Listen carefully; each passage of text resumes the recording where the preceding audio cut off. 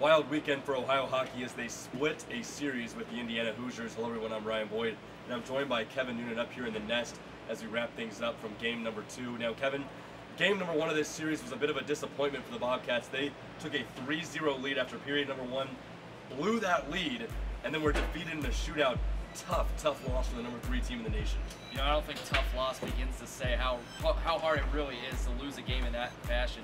Ohio just didn't really seem to play their game. They had a lot of costly turnovers, silly mistakes, things that they normally don't do, and it ultimately ended up haunting them as they did lose in a shootout. They were able to get 1 goal, but Indiana was the better team in the shootout. They did get 2 goals, and you have to give credit to their goaltender, Michael Reed. Stopped 42 of 45 shots. He had a great game Friday night. For Indiana, it was the second big win in a row for them. They took care of Iowa State just a week ago, so they were riding on a lot of momentum coming into game number 2. That momentum was immediately squashed at first. The Bobcats scored 4 goals in the first half of the first period in game 2. We thought it may have been a rout. We thought the Bobcats were back. Indiana storms back, scores 5 unanswered goals, takes a 5-4 lead, and then it's the Bobcats that had to do the rest. They came back and won this one 7-5. I'll tell you, Ryan, it was looking like deja vu, the same thing all over again, but this is a Bobcats bunch that is very resilient. They bounced back in a very big way. They were able to score and lead the game 7-5. Although giving up a late goal, they did just enough to hang on, and it was a big victory after dropping in a shootout loss.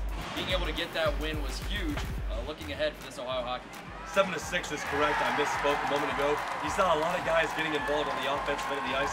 Tommy Wetzel, a guy that we forecasted would play well, he was involved. Brett Agnew was involved. A couple of freshmen got on the scoreboard, including Michael Harris. When everybody scores in this fashion, doesn't matter how many goals the opponent puts up, the Bobcats are tough to beat. Yeah, they really are, and it's just it's something that we've seen time after time again this season.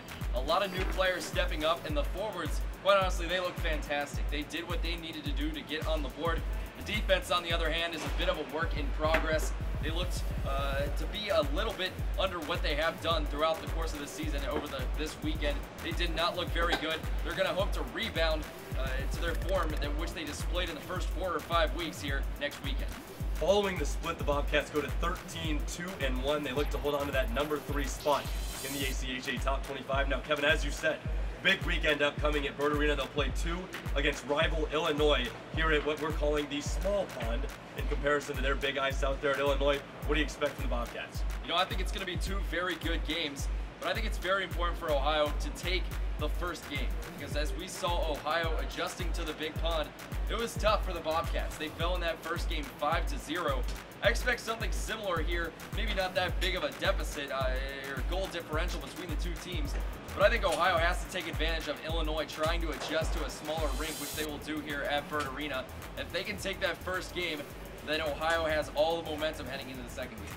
Next weekend, the puck will drop at 7:30 p.m. on both Friday and Saturday night. Get out to Bird Arena to check that out. If you can't be here, check out the game online at avw.me/live. We're on TV in Athens on channels 19 and 25. Kevin and I will bring you the broadcast courtesy of AVW Productions. With that being said, he's been Kevin Noonan. I've been Ryan Boyd, and this has been a Bobcat split with the Indiana Hoosiers. We'll see you next time.